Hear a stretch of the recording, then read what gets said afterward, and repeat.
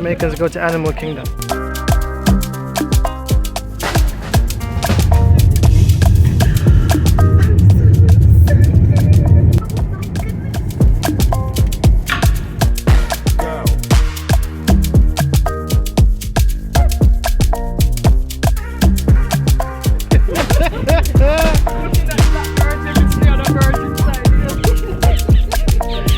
There we go.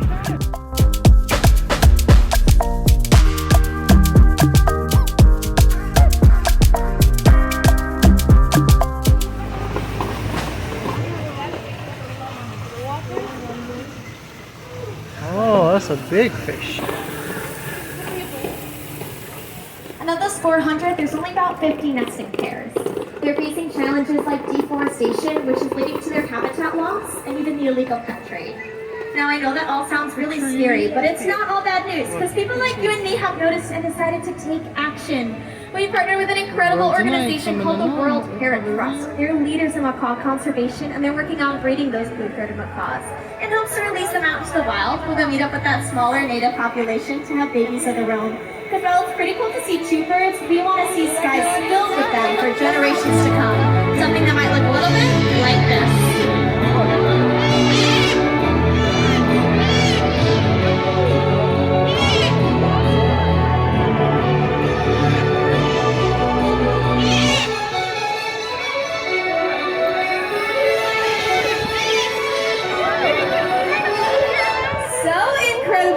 Definitely a site worth protecting. We have birds flying all over Discovery Island here. Right behind me, this is Catalina. She's a great green macaw, another critically endangered species. There's estimated to be only about 1,000 of them left in the wild. And it looks like Cletus and Toulouse are flying high over there, coming in for a landing. This is that blue-throated macaw that I was just telling you guys about that we're helping with the World Parrot Trust. It looks like we have Howard as well. That's Catalina's best buddy. He's a green-winged macaw. And you can see this little bird behind me. This is Delilah. She's a red-fronted macaw, also endangered. Estimated to be about 600 of them left in the wild. So the World Parrot Trust is helping them out as well. So there's a whole bunch of things that we can do to help protect these birds in the wild. And it does look like our birds are finishing up their goodies right now. So definitely keep your phones and cameras up. And let's watch as these birds take flight. And there they go, off on their next adventure. Oh, the fish eaters are like, man, look at that. My guy, where you going? Diaper change. Spinach. The vegetarian.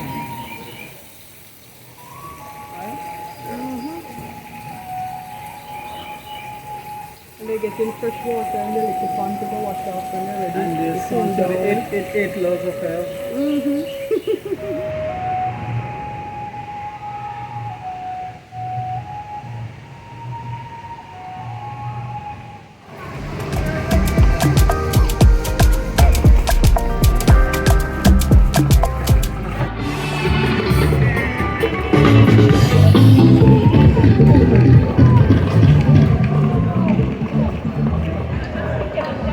What is this? Swahili. Elephant is Tembo. Giraffe is Twiga. Lion is Simba. This is Swahili. Alright. Pundamilia, zebra. Horse with stripes. Rhino is Kifaru. Okay. Kiboko for hippo. Duma, cheetah. Mbuni. Wow, beautiful. Crowned cranes. Crowned cranes. Oh, they are crowned. Wow. All right. Look at God. Look at God.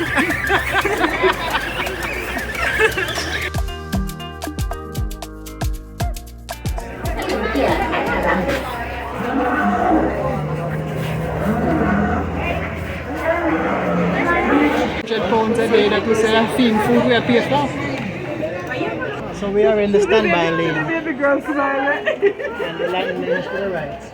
But Shan was saying something about, come, you were saying something about the lightning lane? Who say money can buy happiness, eh? Well, the people in the lightning lane don't look happy. 2 hours now in there. And then just come and gone. So. Yeah, but they don't look happy at all.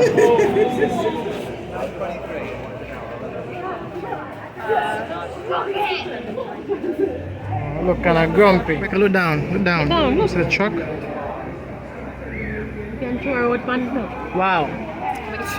Okay. Space with. Okay. Look. Oh my goodness. Oh, they're empty. Oh, we reach one. I think those are the ones first, you know. Okay, you ready? I'll be your driver today through the Harambe Wildlife Reserve. Now, before we get going, we do need to talk about a few safety reminders. Please keep your hands, arms, feet, and legs inside the vehicle at all times. We also ask that you remain fully seated as well, my friends. Above your head, that is that animal spotting guide that's going to help us identify some of the animals that do call the reserve home. And I'll tell you about our first stop on the tour. You see, we're about to head to the Little Aturi Forest. Now, here the animals do one thing very good, and they do it very, very well. They like to play hide and seek with us. That's because they have a natural camouflage on their body. Helps them blend in with the dense vegetation that's found on the ground. So I always like to tell my friends, keep a sharp eye near around the bushes. That's where they're going to be hanging out today, my friends. Over there on your right hand side, you're going to see our first animal. That is the okapi. We'll come back to the okapi. The left hand side, look on the hill back there. You'll see a black and white bird. That's a saddle-bill stork. They stand 5 feet tall and have a wingspan of about 9 feet. Tell their gender based on the color of their eyes. Females have yellow eyes and males have brown eyes. Now, the okapi wasn't known into the Western world until 1901. We thought it was a myth, so it got the nickname the African unicorn. A lot of people tend to think that the okapi is related to the zebra. And that's because it looks like it's wearing some zebra pants, but its closest living relative is the giraffe. This beautiful animal on the left-hand side, that is the bongo. Both male and female do have those horns that grow to be about 32 to 36 inches long. The bongo gets the nickname the ghost of the forest because it is rarely seen, so really cool we're seeing it. And we can tell that the okapi is related to the giraffe because they have the same bone structure in their skull. They have a long prehensile tongue. And the males will have ossicones on top of their head. They're not horns, they're called ossicones. Right hand side over here, this is the greater kudu. Now these are female greater kudus. They don't have any horns. Only the male kudus have horns that grow to be about 6 feet long. They stand 55 inches tall at the shoulder, can weigh up to 750 pounds. And the greater kudu can jump 6 feet in the air. Yes. Over on your left-hand side, look by the wall. You're getting the rear end of it. Kind of see how it's sticking out. That's not a rock. That's a black rhinoceros right there. To the left of the tree by that wall.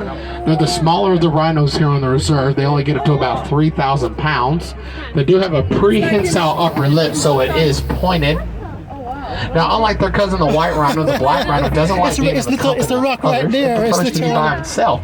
Now, the black rhinoceros, there are only 5,000 of those beautiful creatures left in the natural world. It's very sad, but very true. They're poached for their horns. Many people thought that they have medicinal purposes to them, so they cut them up, grind them up, and use them in medicine. Thanks to research, though, we found out that's not true at all. They contain keratin, and that's the same thing found in your fingernails and your hair. I'm talking about the rhino's horn. Welcome to the Savi River Valley, my friends. This is home to a lot of our aquatic animals that do call the reserve home. So we'll keep a sharp eye out, see if anything's joining us. Look by the log in the water. You might see something looking at you in the water. That's a Nile hippopotamus down there. Fully grown, they're going to be 5,500 pounds, and hippos spend most of their day in the water. It's one of their natural sun protections. Left-hand side, there's a bloat of hippos back there. That's what you call a group of them, a bloat. Now, like I said, most of the day they are going to be spending their time in the water. It's one of their natural sun protections. They even sleep in the water. What hippos are going to do is they're going to sink down to that riverbed, and they only come up about every 8 minutes for air. And no, they don't wake up. Just as our body tells us to toss and turn at night, hippos know to come up for air and go right back down to the position they were in. Now, hippos are the most territorial animal in all of Africa. Their front incisors grow to be about 16 inches long. They eat about 80 pounds of vegetation a day. And a newborn baby hippo is one of the heaviest out there. A newborn baby hippo weighs 85 pounds at birth. Yes, sir. Left-hand side, that's the Nile crocodile. The crocodile. Fully grown, they're going to be 16 feet long and weigh 500 pounds. And that's just the average, my friends. They get way bigger than that. Now, crocodiles, they have been known to go weeks or months without eating, though, when food is scarce. Now, my absolute favorite thing about these crocodiles is their mouth. You see, us humans, we bite at around 40 psi. Now, that's pounds per square inch. That crocodile that you just saw, it bites over 2,000 psi. But don't let that scare you. You see, they actually are some of the best parents in the world. Both mom and dad are going to rotate those eggs around with their mouth to help them hatch.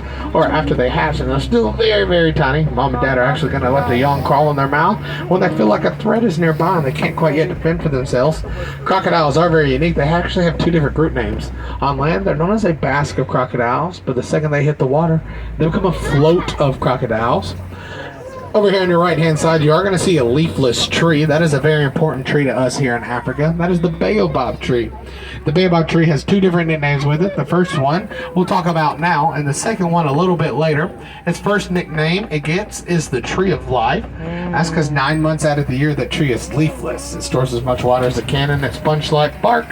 The bigger animals like the elephant or the rhino are going to come either A, they'll rip that bark off, or B, they puncture holes in it and they drink from it, truly making it the tree of life. Like I said, we'll talk about that second nickname as we get a little bit closer to the watering hole. Looks like I do spot some animals in the distance, my friend, so we'll talk about it as we get a little bit closer. You might see in the distance a tower of giraffes. That's their group name, a tower, because they tend to tower over everything. As we get a little bit closer to them, we'll identify them. This Tell one you how right you here. can identify This one giraffes giraffe by their eating. spots. So we'll make our way over there. Also, as we get a little bit closer to the giraffes, on top of their heads, you're going to notice those things that many people believe they're Are those horns. are They're the not. ants? Already heard what they're called. Ants They're here? called ossicones. They share them Ossicones. with their male cousin, the okapi. Fully grown giraffes stand anywhere from about 18 to 20 feet tall, and they start their journey into the world with a 6-foot drop from mom, where they have about 45 minutes to an hour to get up and learn to walk away from predators. Anywhere from about 16 to 20 hours of the day, though, giraffes are going to be eating. They only sleep for about 30 minutes to short nap-like periods. You might see some zebras up ahead too, my friends. Really cool about zebras, there's only 3 types of zebra species in the world. Zebras are very, very easily identified, so let's identify this one. Now you might notice that there's a white underbelly. Oh, our friend the giraffe, though, you might see that long prehensile tongue. It's purple in color, about 18 inches long. Now, really cool about the zebra, you might notice that they have a white underbelly. You'll see that those stripes are thicker towards their rear end than the front. And you can't really get a good view of it right now, but under their neck they have a dewlap. A dewlap's a fold of skin. It helps regulate their body temperature. Mountain Hartman zebras are the only zebras to have a dewlap. So you're looking at Mountain Hartman zebras. And just as our fingerprint is unique to us, those stripes are unique to that zebra. And when they have a baby, their fowl is actually going to memorize their mother's stripe pattern, and that's how they'll tell them apart from the dazzle. And that's what you call a group of zebras, a dazzle. Now, my favorite thing about giraffes, their heart is 25 pounds, it's 2 feet long, it's about the same size as a basketball. And you can imagine, so that blood has to go from that heart up that neck and back down again. But surprisingly enough, giraffes only have 7 vertebrae in their neck. If you know anything about human anatomy, us humans only have 7 vertebrae. Oh, there's looks like there's some young zebras over here on the left-hand side. Now, this small animal walking about right here, this is the springbok. Now, the springbok is one of the top 10 fastest animals in the world. They actually reach speeds of 50 to 60 miles an hour. They get the name springbok because of their ability to jump into the air, standing still like that 6 feet, or moving forward 13 feet in the air. There's catch a picture of the zebra. Over on top of the hill, you are going to see some more Mountain Hartman zebras, but you might see some wildebeest too. Right over there, a group of wildebeest like that. They're known as a confusion of wildebeest. Confusion. Here's a better view of those Maasai giraffes. We can tell these are Maasai giraffes because if you look at those spots, you see how messy they are. They're not very clean around the edges. Oh my goodness. More baobab trees. Here's their second nickname, the upside down tree, because it looks like their roots are in the air. Upside down. Left hand side, there's some African elephants right there. Fully grown, a male's going to weigh anywhere from 13,000 to 15,000 pounds. Females are a little bit smaller. They eat about 300 pounds of vegetation a day. You might notice that the elephant's flapping its ears back and forth. You see by flapping those ears back and forth, elephants can actually cool themselves off by about 15 degrees. Now, anytime an animal does have greater in front of it, just means it's the largest of the species. So you're looking at the largest flamingo. It takes about 2 years for them to get that pretty pink color. That's from the shrimp in their diet. Could take more, could take less. Really depends on how much they want to eat. And what we don't know about flamingos is why they prefer to stand on one leg while they sleep. We concluded that it's for balance, but it's something we're actively still trying to figure out and research. Now, we saw the black rhino a little bit earlier. Hopefully we'll get to see the white rhino. Now, unlike its cousin, the black rhino, the white rhino is bigger in size, fully grown. They weigh about 4,000 to 5,000 pounds, and they do prefer the company of other rhinos. So we're looking for a crash of rhinos. That's their group name. Now, if we see the rhinos, we're going to talk about three things with them: their eyes, their ears, and their mouth. So you can only see about 10 feet in front of them. Everything after that is blurry. So when one of the senses fails, the other ones tend to prevail. Rhinos have remarkable hearing, and their ears can point in different directions. Might be a little hard to see, but look on your right hand side on top of the hill, you might see a thing that looks like a rock. That's a white rhino right there. You see it? As we pass them to you, notice how wide and square that mouth is. In Afrikaans, there's a word "weit." It means wide, and they were originally called the white rhino because of that wide mouth. Left hand side, look under the trees up there, you might see two cheetahs laying down. Oh. Kind of hard, you might see those tails. I see it. And there's a better view too of those white rhinos on your right hand side. Now, cheetahs, they are the fastest animal on four legs. They reach speeds of 60 miles an hour in 3 seconds. The fastest one has been clocked in at 72 miles an hour in captivity. Cheetahs do all of their hunting during the daytime, so because of that, they have a black tear mark that runs from their eye to their mouth, and it helps reflect the sun. Really cool about cheetahs too, they prefer to be by themselves, but you just saw a group of cheetahs, so they are going to have a group name, and a group of cheetahs, they're known as a coalition of cheetahs. Coalition. Coming up, I do see a kopie. A kopie is a large formation of rocks. Now, of course, the most famous kopie being Pride Rock from Disney's The Lion King. So we'll see if anybody's home this morning. If we don't see any lions, my friends, don't be too upset. Lions are going to be relaxing most of the day because they do all their hunting during the nighttime. And by them, I do mean the females. The male stays behind, protects his territory, and the cubs. But we're in luck. Look on your left-hand side. There they are. Now, because lions do all their hunting during the nighttime, you might notice under their eye they have a small white spot. You see that white spot helps bring in their mating sun and moonlight and allows them to see 6 times better than a human can. They're going to communicate, though, with that roar that can be heard from 5 miles away. A group of lions, they are known as a pride, and a male can have anywhere from about 2 to 13 lionesses in his pride. Stop right here for just a second to let y'all appreciate those beautiful animals. Oh my goodness. Well, there's a great quote by our founder, Walt Disney, that says, "Conservation isn't the work of a few people, it's a matter that concerns us all." Now, Kwaherini, everybody, it means to go well because we don't like to say goodbye. It's far too sad and far too final. So instead we say Kwaherini, it means to go well. Thank you so much, everybody. Have a great day. Any thoughts on the safari? Yeah, I like the giraffes, and I like the thing that look like the giraffe cousins that also overlap with the zebra. The alpaca. We'll put the name right here.